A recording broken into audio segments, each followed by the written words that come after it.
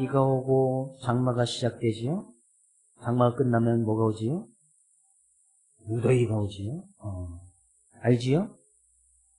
천지를, 우리의 시대를 잘 구별할 줄 안다는 말이죠.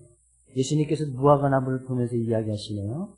무화과 나무 가지가 연하여지고 잎사귀가 내면 여름이 가까웠구나. 무화과 나무를 통해서도 시대를 분별할 줄 안다는 말이죠. 그러니까 여름이 가까이 오고 날씨가 무더워질수록 우리의 믿음과 신앙도 더욱더 뜨거워지고 더욱더 열정적이 되어지며 주님을 더욱더 찾는데 그것도 관심을 가져가는 우리 모두가 될 수 있기를 먼저 주의 이름으로 축복을 드립니다. 우리는 이 시대를 잘 분별할 수 있습니다. 날씨를 보고도 여름이 오겠구나. 장마가 며칠 될지, 더위가 얼마나 더 더울지 아마도 올 여름이 가장 시원할 겁니다. 작년에도 말씀드렸는데 작년 여름이 가장 시원했습니다. 여름 중에는 아마 올 여름이 가장 시원할 거예요. 날수록 여름 날씨가 계속해서 더워질 겁니다. 작년보다 더 더울 것 같아요. 교수님들이 6월 우리가 이제 초승일도 벌써 이렇게 더운데 본격적인 장마 끝나고 여름이 오면 얼마나 덥겠습니까? 그래도 가장 시원한 곳은 교회. 너무나 잘하시네요. 에어컨 교회 와서 트는 거는 전혀 뭐라고 하지 않습니다. 켜놓고 가도 괜찮습니다. 겨울에는 좀 곤란합니다. 에어컨 아무리 틀어도 전기세가 이렇게 많이 나오진 않더라고요. 한번 24시간 틀어놔도 조금 더 나오니까 괜찮습니다. 그래서 시원하게 있을 수 있는 곳이 교회다. 아이스 커피도 항상 준비되어져 있고 시원한 곳. 예수님께서 그런 무화과 나무를 딱 보면서 이제 여름 가까우지 않았냐.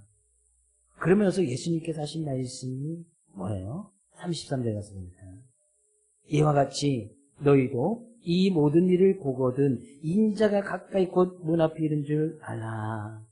그런즉 너희가 이 모든 일을 보거든 이 모든 일에 대해서는 우리가 2주 동안 살펴보았습니다. 어떤 일이 일어나면 주님의 임하심이 가까운 줄 알아야 되느냐. 그것을 우리가 살펴보았잖아요. 그러니까 이 모든 일들이 뭐예요? 적 그리스도의 출현, 거짓 교사들, 이단들이 많이 일어날 것이다. 우리가 살펴보았고 예배가 폐지될 것이다. 예배 드리는 것이 점점 힘들어지고 교회 가서 예배가 점점 없어지는 거예요. 교회가 없어지는 건 말할 것도 없고 또한 기독교를 핍박하는 국가들이 점점 늘어날 것이고 또 전염병과 자연 재앙들이 급증하게 될 것이고 이곳 쪽에서 환난과 핍박이 있을 것이며 왜 저쪽에서는 또 전쟁을 하고 있는 거예요? 왜 전쟁하는지 이유를 모르겠어요. 이유 없이 자기 국가적인 거기에는 많은 이해관계가 있겠습니다만 그 힘으로써 무기로써 해결하려고 하는 그래서 전 세계가 또 집중하고 있잖아요. 쓸데없이 전쟁을 일으켜가지고 그런 일들이 계속해서 일어날 것이고 또 극단적인 개인주의 나만 아니면 돼. 또 무엇보다도 급속도로 빨라진 세계 복음화. 천하만국의 복음이 증가하기 위해서 그때에서야 끝이 오리라. 이런 추세로 세계 복음화가 이루어진다면 그죠? 수치상으로는 얼마 남지 않았다고 말씀드렸습니다. 수치상으로는 통계적으로는 그렇단 말이죠. 그 안에 얼마나 많은 변수가 또 있을지 모르겠지만 수치상으로는 그렇게 멀지는 않았다는 거예요. 이 모든 일을 우리가 보거든 우리가 날씨는 구별할 줄 알면서 무화과 나무를 보면서 여름이 올 것을 알면서 그죠? 우리가 나무를 보고도 여름이 올 줄을 알고 나무를 보면서 열매가 맺히면 여름이 되고 가을이 되는 것을 알면서 이 모든 일을 보거든 주님의 인자심이 재림이 가까운 줄 문 앞에 이른 줄 잘 알아라. 잘 깨달으라는 말이죠. 주님이 오실 그 날은 그렇게 멀지 않습니다. 성경 가운데 저도 다 찾아보진 않았지만 예수님의 재림의 이야기가 318번이나 기록되어 있답니다. 318번이나 구약성경에 신약에 다 찾아보면 318번이 기록되어 있어요. 우리가 지금 마태복음 24장, 25장을 살펴보면서도 그것을 몇 번이나 이야기하고 있습니다. 계시록은 더 말할 것도 없고 구약시대에도 그런 주님의 재림에 관한 말씀들이 수없이 예언되어 있고 기록되어 있지 않습니까? 318번이나 주님에 관한 이야기가, 그러면 우리는 그런 주님의 재림을 기다리는 마라나타의 신앙을 가지면서 과연 마지막 시대에, 정말 마지막 시대라고 하는 이때에 과연 우리는 어떤 삶을 살아야 되는가, 이것이 바로 우리의 믿음이 되어져야 된다는 말이죠. 주님의 재림이 오실 것을 우리 분명히 믿고 있습니다. 믿으시는 분 안에 과연 그러면 그 재림을 기다리면서 우리의 믿음의 삶의 모습은 어떤 삶을 살아야 되느냐, 오늘 본문 가운데서 이야기를 하고 있습니다. 36절 35절 말씀하시네. 천지는 없어질지언정 내 말은 없어지지 아니하리라 라고 말씀하신 것은 하나님은 신실하신 분이기에, 신실하신다는 것이 하나님께서 말씀하신다는 것은 반드시 이루어진다는 것이에요. 성경 가운데서 하나님께서 말씀하셨는데 안 이루어진 것이 있습니까? 안 이루어진 것이 있습니까? 딱 하나 있어요. 딱 하나. 성경에 예언되어진 모든 말씀은 다 이루어졌는데 딱 하나만 안 이루어진 거예요. 그것이 바로 재림의 사건이에요. 근데 그것도 이 모든 일이 일어나는 것을 우리가 잘 보거든. 우리가 다 보고 있잖아요. 현실 가운데 다 일어나고 있잖아요. 그러면 그때 가까운 줄 알아라. 그때 가까운 줄을 분명히 알고 있어야 된다. 그런 얘기예요. 근데 그때는 어느 때 일어나는가? 36절 이야기하네요. 그러나 그날과 그때는 아무도 모르나니 하늘의 천사들도 아들도 모르고 오직 아버지만 아시느니라. 하나님의 약속의 말씀 반드시 이루어지는데 그 때와 시기는 어느 때냐? 그것은 우리가 알 바가 아니란 말이죠. 야, 수치상, 통계상 가까웠다, 그렇게 멀지 않았다, 이런 것은 알지만 어떻게 이루어질지 그것은 오직 아버지만 아시는 거예요. 그러니까 우리는 그 때와 시기에는 관심을 둘 필요가 없단 말이죠. 알라고 해야 알 수도 없고, 그것을 안다고 한다면 그 아는 사람은 하나님이겠지. 그렇죠?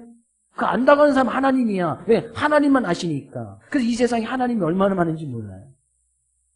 그 안다고 하는 사람들이 얼마나 많은지 몰라요. 이단 교주들 얼마나 많습니까? 다 안다고 해. 아니면 이미 왔다고 해. 근데 이미 왔는데 자기들만 왔어. 우리는 모르고 있어. 이민자의 이 마음은 동에서 서에서 번개가 벗정이같이 모든 사람이 다 알게끔 임한다고 했거든요. 믿는 사람이든 믿지 않는 사람이든 주님이, 이게 주님의 재림이구나, 다 알게끔 오신다고 했거든요. 근데 자기들만 알고 있어. 주님의 재림이 임했다고. 얼마나 우습고 항스러운 이야기예요. 근데 거기에도 수많은 사람들이 빠져있어요. 이렇게 얼토당탄한 이야기를 하고 있는데 그냥 성경에 부분만 떼어다가 이야기하는 그 여구만 믿고, 왜 부분만 떼었으면 바로 그 다음 구절만 읽어봐도 그 말이 잘못된 것을 아는데 그 다음 구절을 읽지 않는 거예요. 너무나 우스꽝스러운 이야기인데도 그게 수많은 사람들이 빠져있는 거예요. 왜요?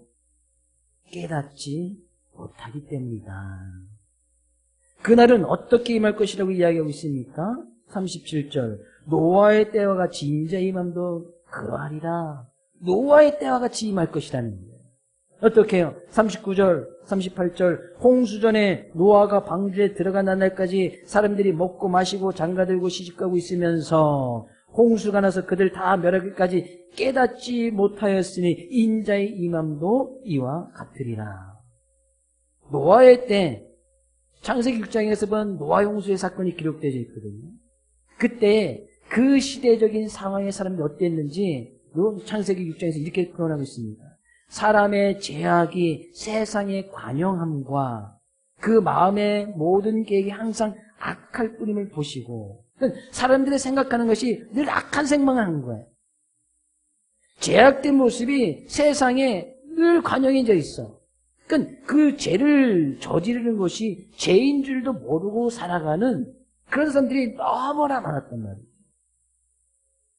어제 뉴스를 보니까 서울에서 퀴어 축제가 있었네. 퀴어 축제 아시죠?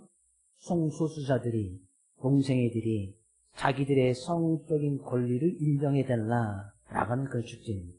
쉽게 말해서 동성애 축제지. 이게 벌써 21번째나 21년을 해왔다고 하더라고요. 서울시에서 그것을 왜 허락해줬는지 모르겠지만 아마 허락해줘놨어도 그냥 그들끼리 모여서 했을 거예요. 그게 또 반대되는 집회가 있었고 반대되는 집회는 기독교 정신을 가지고 있는 그런 단체에서 했을 것이 분명합니다. 대구에서도 일어나려고 하는데 항상 대구에서는 늘 거기서 반대합니다. 그 집회를 허락해주지 않습니다. 시장이나 의원들이 잘하고 있는 것 같아요. 근데 그것이 하나의 축제, 하나의 문화가 되어졌단 말이죠. 마치 성소수자라는 것은 남성, 여성 외에 다른 성이 있다고 이야기하는 것이거든요. 다른 성, 홍성, 홍성에 남자, 여자 말고 다른 성이 있는 거예요.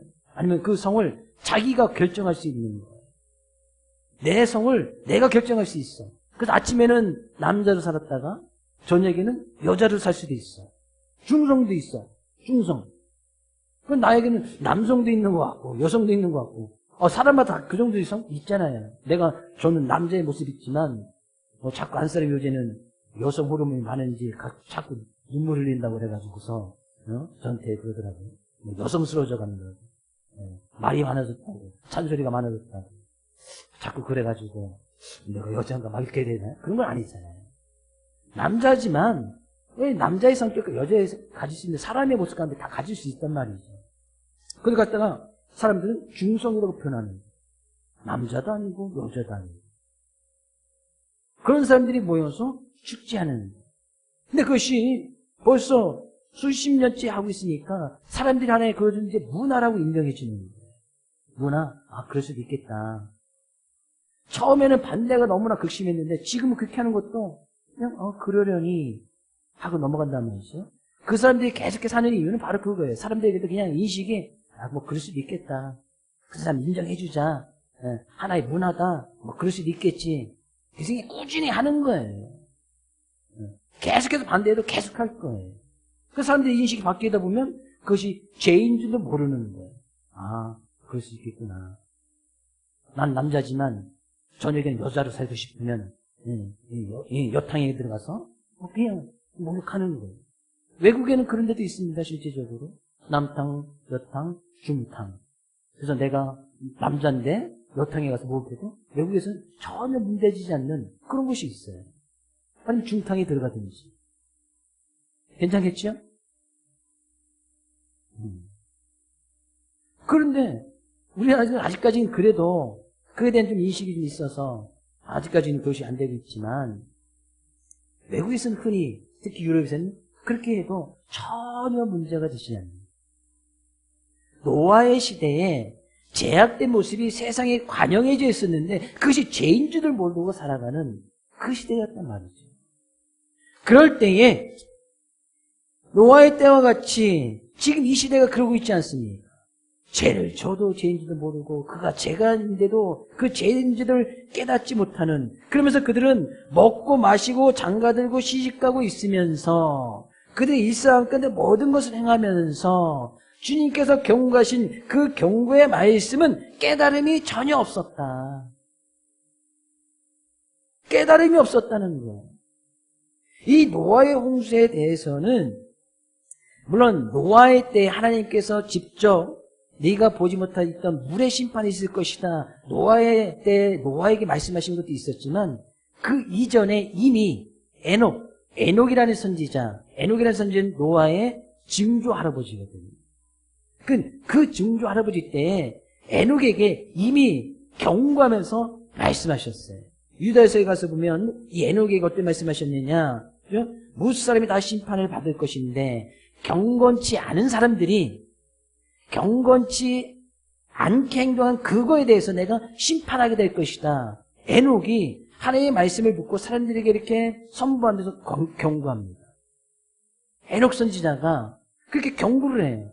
너희들 그렇게 경건하지 않게 살아가다가는 너희들이 그렇게 경건하지 않게 행동한 것에 대해서 하나님께서 심판하실 거야.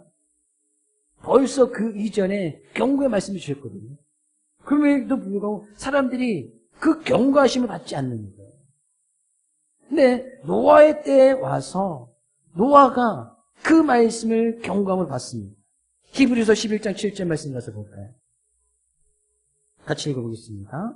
믿음으로 노아는 아직 보지 못하는 일에 경고하심을 받아 경외함으로 방주를 예비하여 그 집을 구원하였으니 이로 말미암아 세상을 정죄하고 믿음을 쫓는 의의 후사가 되었느니라.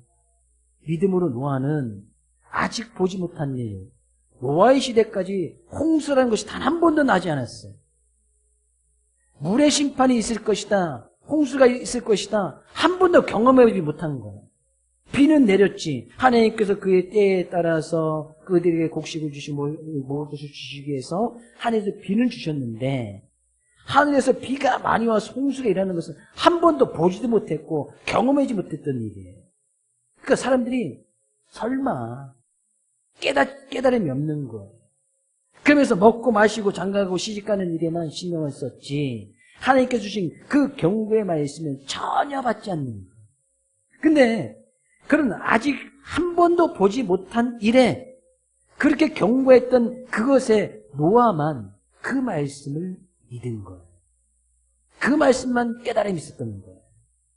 그래서 그 경고하심을 받았던 이 노아는 그때부터 하나님께서 물의 심판에 관한 방주를 지어 가셨을 때 그 말씀을 듣고 방주를 짓는 거예요. 120년 동안 지금의 기술이라면 1년, 2년은 다 지을 수 있는 그 방주를 당시에는 그냥 손수 다 모든 것을 잡아야 됐기 때문에 120년 세월이 걸렸습니다. 그래서 그 방주를 짓는 거예요. 믿음 하나 가지고 그 말씀의 경고하심을 받아서 깨달음이 있던 이 노아만 그 방주를 예비하였다. 경고하심이 있었는데도 깨달음이 없던 그들은 여전히 먹고 마시는 일에만, 시집가고 장가가는 일에만 힘썼다. 깨달음이 없던 그들에게는 우리가 성경 뜻이 이미 알고 있듯이 그 경고함이 있었음에도 불구하고 그 경고함을 받지 않던 그들은 물의 심판을 다 받았지 않았습니까? 과연 이 모든 일이 이루어져 나가는 이 시대에 과연 우리는 어떤 믿음의 모습으로 살아가야 되느냐? 재림, 성경이 이야기하고 있지만 우리가 한 번도 경험해보지 못했잖아요. 어떻게 일어날지 모든 사람이 다 알게끔 일어나겠지만 그것이 어떻게 일어날지 뭐 상상이 잘 되지도 않아요. 주님의 재림이 있을 것을 분명히 알고 있지만 그것이 어떻게 어느 때에 어떠한 방법으로 정확하게 일어날지를 우리는 아직 한 번도 본 일이 없기 때문에 그래서 우리는 그 경고하심을 따라서 그 믿음을 갖고 살아가는 것이지 한 번도 경험했던 일을 어떻게 추측할 수 있습니까? 그냥 상상하고 추측할 뿐이지 그런 일이 이렇게 일어날 것이라는 어떤 약간 두리뭉실한 정확하게 그 방법을 이야기하고 있지만 물론 하늘에 구름 타고 올라가신 그 주님께서 구름 타고 오실 것이라는 그런 표현들과 뭐 동에서 서에서 번쩍인 같이 모든 사람이 다 알게 될 것 구체적인 방법은 이야기하고 있지 않아요. 근데 모든 사람이 다 알게 될 거예요. 경고의 메시지를 듣고 우리는 깨달음이 있어서 그 믿음을 가지고 살아가는 것이잖아요. 그러면 그 믿음을 가지고 살아가는 우리들은 어떤 삶의 모습을 가지고 살아야 되는지 오늘 본 말씀은 너무나 잘 이야기하고 있는데 42절 그러므로 깨어있으라 어느 날에 너희 주가 임하는지 너희가 알지 못함이니라. 43절에 너희도 아는 바니 만일 집주인이 도둑이 어느 지각에 올 줄을 알았더라면 깨어있어 그 집을 뚫지 못하게 하였으리라. 도둑이 예고하고 오진 않지요. 도둑이 예고하고 오지 않습니다. 오늘 밤 새벽 2시에 너희 집에 도둑질하러 갈게. 그렇게 하면서 도둑질 가는 사람은 아무도 없습니다. 그냥 잠자고 있는데 도둑이 오는 거예요. 그러니 늘 깨어있으라. 그러면 깨어있으라는 것은 그럼 잠도 자지 말고 몽둥이 들고 도둑이 언제 올지 잠도 자지 말고 늘 깨어있으라는 이야기일까요? 사람이 잠을 자야지. 평균적으로 하루에 8시간 정도는 평균적으로 수면을 취해야 건강상이고 잘 유지될 수 있다고 이야기해요. 평균이 그렇습니다. 네, 그런 깨어있다는 표현을 44절에서는 이렇게 이야기하고 있습니다. 이러므로 너희도 준비하고 있으라. 생각하지 않을 때에 인자가 오리라. 그러면 너희들은 준비하고 있으라. 그러니까 잘 깨어있으라는 말과 준비하고 있으라는 말은 같은 의미입니다. 인자의 임함이 우리는 경과심을 갖고 그런 믿음을 가지고 살아가는데 우리는 늘 깨어있어야 돼. 그러니까 준비하고 있어야 돼. 그럼 깨어있다는 것과 준비하고 예비하고 있으라는 그 의미가 무엇이냐? 그럼 우리는 늘 깨어있어서 잠도 자지 말고 늘 교회에 모여 있어야 되느냐? 이와 비슷한 말씀이 누가복음에도 있는데 누가복음에는 이렇게 표현하고 있습니다. 누가복음 21장 36절 말씀 가서 볼까요? 같이 읽어보겠습니다. 이러므로 너희는 장차 올 이 모든 일을 능히 피하고 인자 앞에 서도록 항상 기도하며 깨어있으라. 그래서 항상 깨어있다는 것을 갖다가 항상 기도하고 있으라. 그럼 우리는 24시간 기도하고 있어야 되네요. 24시간 집에도 가지 말고 그럼 오늘부터 이제 교회 문 닫고 24시간 우리는 기도하겠습니다. 예배드리고 항상 기도하고 깨어있으라고 했으니까 깨어있다는 것이 항상 기도하는 것을 이야기하고는 있는데 누가복음에서는 그럼 우리는 아무것도 하지 말고 기도만 하고 있어야 되느냐. 그래서 어느 단체나 잘못된 교단에서는 자기들끼리 모여서 생활합니다. 자기들끼리 모여서 예배드리고 자기들끼리 모여서 기도하고 자기들만 구원받으려고 하는 그런 잘못된 집단들이 있습니다. 또 자기들만 구원받아야 돼. 자기들만 마치 거룩한 것처럼 자기들만 모여서 예배드리고 자기들만 기도하고 있는 것처럼 깨어있으라. 물론 항상 기도한다는 것이 깨어있는 것인데 항상 기도한다는 것이 뭐예요? 우리가 항상 기도하는 것은 모든 일 가운데 일상 가운데서 기도가 먼저 우선순위 되어야 된다는 그런 의미예요. 그러니까 하루를 시작할 때도 기도하고 하루를 시작하고 우리가 먹기 전에도 먼저 기도하고 먹잖아요. 마실 때도 기도하고 먹고 어떤 일을 할 때도 기도하고 시작하고 이것이 항상 기도하는 모습이거든요. 네, 누가복음에서는 항상 기도하며 깨어있으라 이야기하는데 그것을 준비하고 있으라. 그럼 준비하고 있어야 된단 말이죠. 우리는 그런 믿음의 모습을 가지고 깨어있어 준비해야 되는데 그 깨어있어 준비하는 것이 무엇인가? 라고 이야기하는데 그때는 40절 41절 말씀 가서입니다. 그때 두 사람이 밭에 있음에 한 사람은 데려가고 한 사람은 버려둠을 당할 것이요 두 여자가 맷돌질하고 있음에 한 사람은 데려가고 한 사람은 버려둠을 당할 것이라. 이 사람들이 기도하고 있다가 들음을 받았나요? 아니잖아요. 두 사람이 밭에서 일을 하고 있다가 한 사람은 들림을 받고 한 사람은 버려둠을 당한 거예요. 두 사람이 맷돌질 하고 있다가 기도하고 있다가 아니잖아요. 맷돌질 하고 있다가 한 사람은 주님의 재림이 딱 임했을 때 한 사람은 데려감을 당하고 한 사람은 버려둠을 당한 거예요. 항상 기도하고 깨어있으라는 의미가 24시간 모여서 하나님께 기도하고 예배하고 있으라는 그런 의미가 아니에요. 이들이 어떤 때 들림 받는 거예요? 밭에 가서 일을 하다가 일상이잖아요. 직장에 가서 일을 하다가 맷돌질 하다가 삶의 필요가 있어서 삶에 먹을 것이 필요해서 맷돌질 한 거 아니겠어요? 뭐 두부를 만들든 뭘 하든지가 맷돌질 한 거 아니겠어요? 맷돌질 하다가 한 사람은 데려감을 당하고 한 사람은 버려둠을 당한 거예요. 항상 깨어있어 기도하라. 깨어있으라는 그런 의미는 우리의 늘 주님께서 언제 오실 것인가를 분명한 믿음을 가지고 우리의 늘 일상 가운데 삶을 살아가라는 이야기이죠. 그 믿음의 모습을 가지고 살아가라 그런 이야기예요. 우리는 예배를 드리고 삶 가운데서 또 이 밭에 가서 일을 해야 되고 직장에 가서 일을 해야 됩니다. 삶에 먹을 것을 위해서 우리는 맷돌질을 해야 됩니다. 먹을 것을 준비해야 되고 마실 것을 준비해야 됩니다. 주님의 재림은 그런 일상 가운데 우리가 삶을 살아간다는 그 가운데서 오게 되어진다는 거예요. 그럼 준비하고 있으라 깨어있으라는 의미를 사도행전 1장 6절에서 8절 말씀은 이렇게 이야기를 하고 있습니다. 같이 읽어보겠습니다.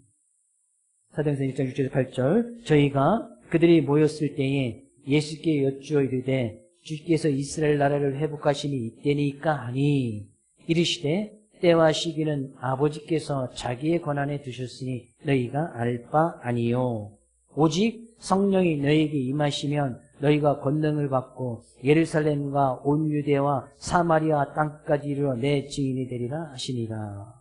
주님의 나라가 언제 임하겠습니까? 그 당시에 예수님의 제자들이 궁금했거든요. 야, 그때와 시기는 너희가 알 바가 아니야. 오늘 본 말씀에 예수님께 말씀하시잖아요. 그 너희의 권한이 아니야. 알 수도 없어. 그러나 성령이 너희에게 임하시면 너희가 그 성령의 힘을 받아서 예루살렘과 온 유대와 사마리아 땅까지 내 증인이 되는 것이 너희들의 믿음이 되어져야 돼. 때와 시기를 묻던 그 제자들에게 너희들의 삶의 모습이 어떠해야 되는지 삶의 모습을 가지고 이야기를 하고 있습니다. 항상 기도하고 깨어있으라, 준비하고 있으라 라는 것은 우리에게 맡겨진 그 일에, 예수님께서 그 일에 대해서 초점을 두고 이야기하고 있단 말이죠.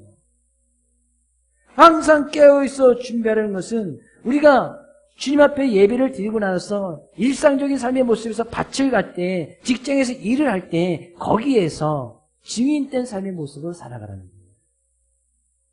우리의 삶에 필요해서 맷돌질을 할 때 거기에서도 증인된 모습으로 살아가란 말이에요. 단순히 내가 일을 하고 먹고 마시는 것이 그 분명한 이유가 있어야 된단 말이죠. 단순히 내 배를 채우기 위해서, 내 소유를 누리기 위해서 일을 하고 먹고 마시는 것이 아니라 늘 말씀의 깨달음이 있어서 깨어있고 준비하는 사람은 일을 할 때도 분명한 이유가 있고 먹고 마실 때도 분명한 이유가 있다 그러네요. 그 이유가 뭐예요? 증인이 되는 거예요. 단순히 내 필요를 채우거나 내 배를 채우기 위해서 살아가는 것이 아니라 늘 깨어있는 사람은, 늘 준비하고 있는 사람은 그 가운데서 증인된 모습이 되는 거예요. 왜? 때와 시기는 우리의 권한이 아니니까. 증인이란 그 원어적인 의미를 몇 번 설명드렸습니다. 그 증인의 원어적인 의미는 잔잔한 호수에 돌이 하나 딱 던져지면 거기서 이렇게 물결이 딱 퍼져는 파장이 일어나잖아요. 이 파장이 증인이에요. 증인의 원어적인 의미. 그럼 우리는 삶 가운데서 우리가 삶 가운데 뚝 떨어졌을 때에 나의 삶의 모습을 통해서 예루살렘과 유대와 사마리아 땅끝까지 내 삶의 모습들이 쭉 영향력을 펼쳐나가는 그런 모습이 바로 증인이란 말이죠. 그런 사람이 말씀에 깨달음이 있는 사람이고 그런 사람이 깨어있는 사람이고 그 사람이 준비되어 있는 사람이에요. 저는 과연 우리의 믿음의 모습이 어떤 믿음의 모습을 가지고 살아가려느냐, 예수님께서 너무나 잘 얘기하고 있어요. 어떤 사람이 깨어있는 사람이냐, 어떤 사람이 준비되어진 사람이냐. 그 준비되어져 있으면 주님의 재림이 낮에 임하건 내년에 오건 10년 뒤에 오건 20년 뒤에 오건 전혀 두려움이 없잖아요. 예수님께서 이 말씀하시면서 사람들에게 겁을 주고 두려움을 주고 공포심을 심어주기 위해서 말씀하시는 거예요? 전혀 아니지 않습니까?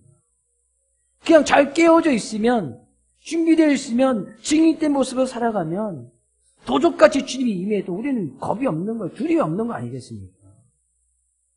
내년이 오는데 뭐가 겁납니까? 당장 주님께서 내일 임하셔도 우리는 겁날 것이 없잖아요. 내일 임해도 우리는 내일 직장 가서 일하고 있으면 돼요. 1년 뒤에 임해도 1년 뒤에 온다고 주님께서 분명히 이야기했으면 우리 1년 동안 교회 문에서 내내 기도하고 찬양하고 해야 됩니까? 아니요. 예수님께서 그렇게 말씀하지 않습니다. 밭에 가서 밭일 하면 되고 맷돌질에서 삶에 필요한 거 있으면 그것에서 하고 있으면 돼요. 이들이 기도하다가 들림받았어요? 예배드리다가 들림받았어요? 물론 예배드리는 그 시간에 주님이 오면 예배드리다가 들림받겠지만 맷돌질 하다가 밭에 가서 밭일 하다가 늘 깨어있고 준비된 사람은 그냥 밭에 가서 일하다가 그냥 주님 오시면 그때 들림받는 거예요. 우리 뭐 때문에 두려워하고 공포하고 두려움에 떨고 있습니까? 가장 두려워하고 우리가 정말 공포심을 느껴야 되는 것은 내가 정말 주님께서 말씀하신 그 말씀에 준비되어져 있고 깨어져 있느냐? 그렇지 못한 것에 우리는 두려워하고 공포심을 가지고 있어야 되지. 주님이 언제 임할 것인지 그대로는 전혀 두려울 필요가 없단 말이에요. 한 주간도 이 말씀 가지고 살아가기를 주의를 축복드립니다. 그러면 삶 가운데 분명히 부딪히는 것이 있을 거예요. 밭에 가서 일을 하다 보면, 직장 가서 일을 하다 보면 분명히 부딪힐 것이 있을 거예요. 실패하거나 놓치는 것이 있을 거예요. 그러면 셀 모임에 와서 내가 이렇게 살아가다가 놓쳤어. 내가 이렇게 하다가 내가 증인 된 모습으로 살아갔어. 그럼 거기 가서 나누고, 뭐 실패하면서 다시 도전 받고, 다시 기도하고, 또 그 은혜를 나누면서 다른 사람에게도 또 힘을 주고, 능력을 주고, 같이 기도하고 나갈 때 예배도 성공하고, 삶도 성공한다는 거예요. 우리 사랑 모든 성도님들이 오늘 예배에 승리하듯이 삶 가운데도 승리하며 늘 깨어있어 준비되어져 있는 그 믿음의 사람으로 한 주간도 승리하며 살아갈 수 있기를 주의 이름으로 축복을 드립니다.